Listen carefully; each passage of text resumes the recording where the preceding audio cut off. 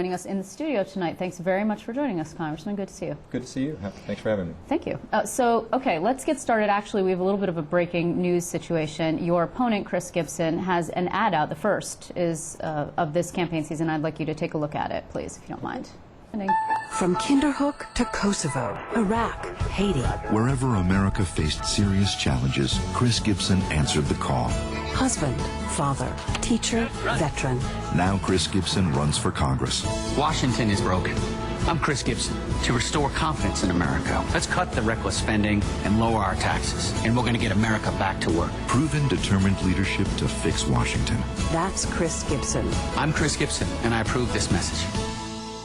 Okay, and then you actually have been out with some ads for a couple of weeks, actually, at least two, if I'm not mistaken. Yeah, and for 3 weeks. 3 weeks, okay. And the first of your ads, actually, in terms of temperament and tone in that sort of country feeling, upstate, sort of feel-good family thing, is much the same. And I want to take a look at that, too, if that's okay with you. Sure. I'm Scott Murphy, and you already know my family. All 59 of us still get together for Sunday dinner. And it turns out, all I needed to know about Washington, I learned right here. Starters, sometimes they eat too much, just like Congress spending money. And to get anything done, you've got to be tough.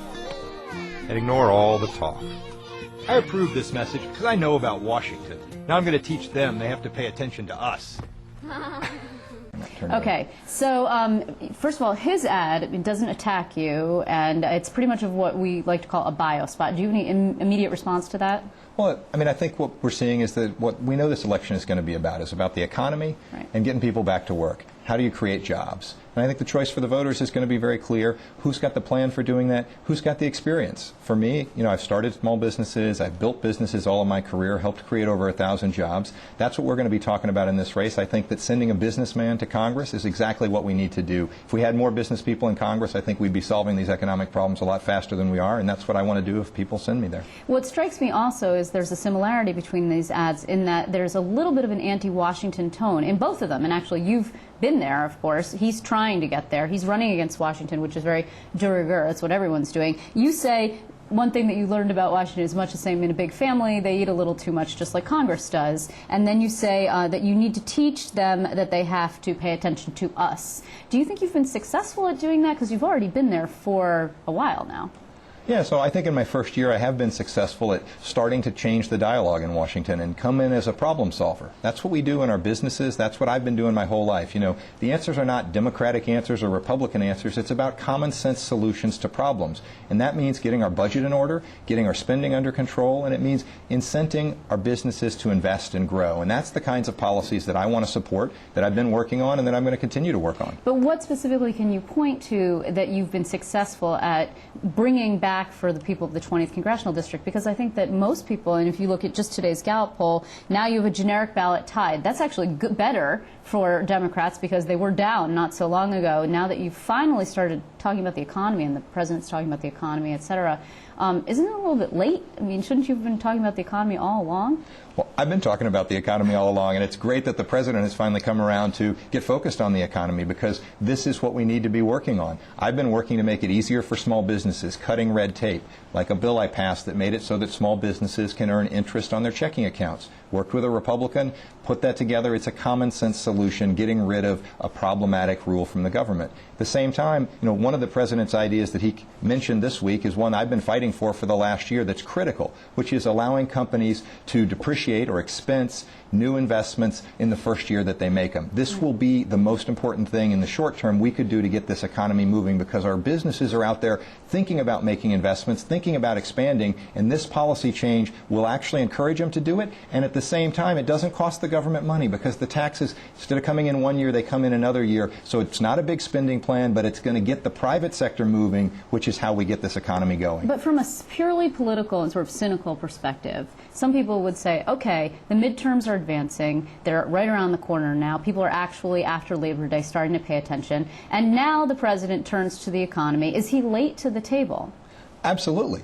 those of us that understand business, the business people in the Congress, know that this is what we needed to be focused on for the last year. So why didn't you push it? Why didn't the leadership in the House push for it? Well, I fight with the leadership in the House a lot. They didn't come to the table with a plan to have a balanced budget. That's why I voted against their budget reconciliation agreement, this one-year plan they came up with. I voted against it because it wasn't a responsible plan to get us moving. That's why I've been fighting for things like accelerated depreciation, and that's why we're starting to see, I think, the President come around to these kinds of solutions that can actually work. Okay, but you didn't actually challenge the House leadership when it came to health care. You ended up voting with the Obama administration, and that's something that you changed your mind on, and you're taking a lot of heat on. Now they're painting you as a tool of the Pelosi leadership, Obama, liberal, etc., which you're supposed to be a blue dog, I thought.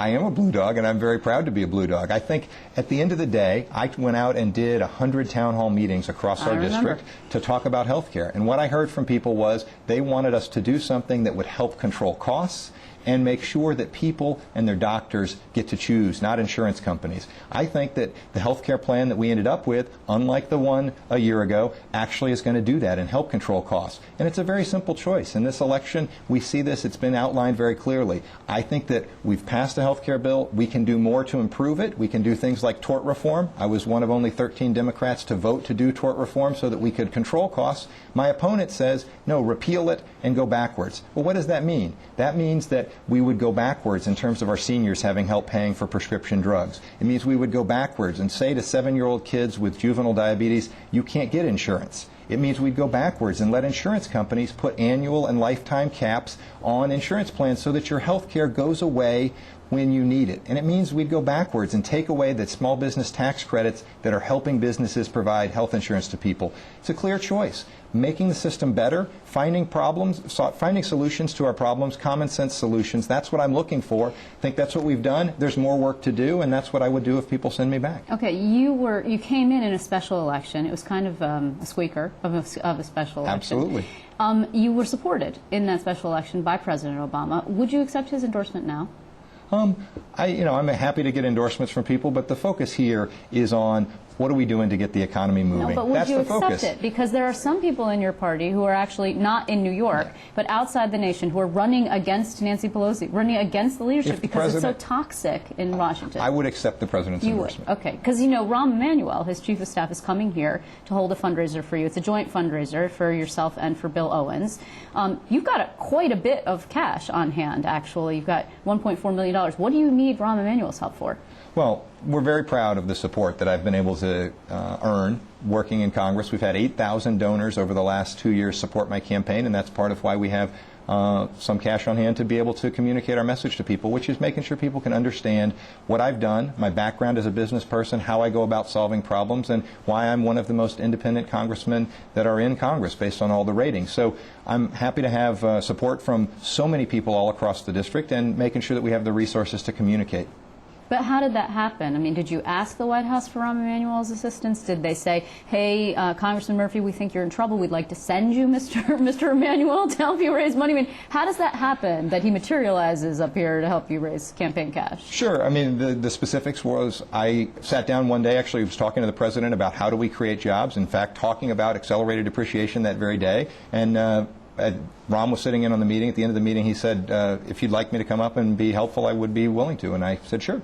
You don't think that that's going to be a negative? I mean, there are obviously people are going to say this is extra proof that you actually can't be sufficiently independent from the Obama administration. Well, I think my record is very clear. If you look at independent sources, not me talking, but you look at independent sources like the National Journal. These guys are the group that follows every vote that's taken in Congress. They rank me as one of the 9 most centrist members of Congress. That's because I look at problems like a businessman, and I see solutions to problems. And sometimes the Democrats have them, and sometimes the Republicans have them, and that's the way that we solve problems. People are so frustrated with Washington. I'm so frustrated with Washington because everybody seems to be on one team or the other, and it's all about partisanship. And that's the way people that have done politics their whole life seem to think about problems, but that's not the way our communities think about them. That's not the way regular folks all over this district think about them. They look for solutions, and they want people that are working together to solve them. And I tell you, if we had more business people that brought that kind of solution-oriented approach to Congress, we would get more of these problems solved. Do you think your party's going to manage to hold on to the House?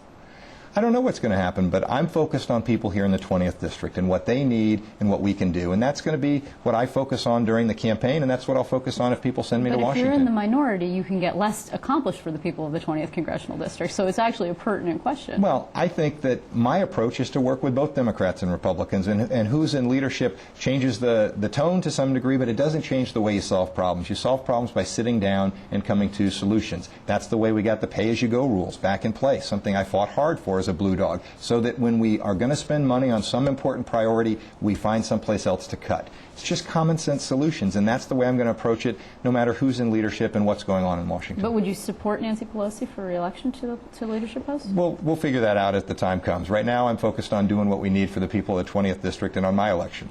So when it comes to Chris Gibson, then, what exactly, I mean, do you think is the main distinction, aside from the tort reform issue, which obviously you already brought up, what is the main distinction that you've had a couple of quite detailed policy discussions and divisions, actually? Healthcare is one of them, of course, Sure. and then this issue of tort reform, and of course the economy and spending. We're talking about mostly the economy at this point.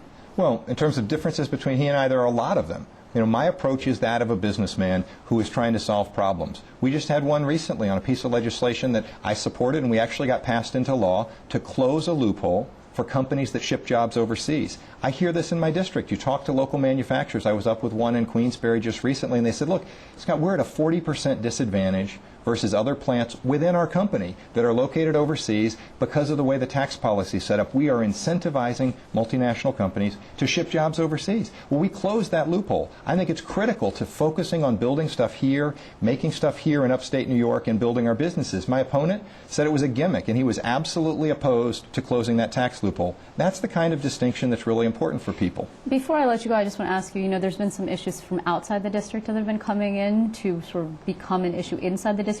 This Islamic Center and mosque down at Ground Zero. When you go around the district, are people mentioning it to you? And did that inform your decision one way or another to come out against it? Or you came out against it, if I'm not mistaken, right? So I don't hear an awful lot about it. I hear it sometimes, but my personal beliefs are very strong on this. I was in New York City on 9/11. I was there to see that. I have so many people in my life that were impacted very directly by it. I don't want to see a mosque built at Ground Zero.